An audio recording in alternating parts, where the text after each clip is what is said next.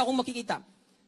Pumasok sa isip ko, sabi ko sa kanya, sumigaw ka lang ng 3 bisis na buhay ka talaga. Napakabuti naman. Alam mo bakit mga minamahal? Parang dinidinig niya. Sumigaw siya ng 3 bisis, ibinalik ang buhay ng aking mahal na asawa, itinigil, huminto po ang kanyang dugo. Pinagtaka po ako, sabi ko, bakit mo nagawa yun? Anong nangyari sa'yo?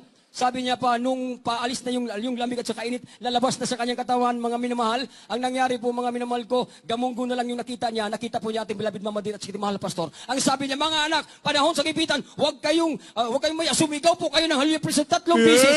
Ibinalik po ang buhay ng aking mahal na anak. Sa ito po, mga minamahal ko, sa dako po ng hingog, mga minamahal ko, 7 po kaming nalason sa hinang daga. Ako po ang una, mga minamahal ko, pag nagtaka po ako minamahal, nahalalason, nahihilo ko.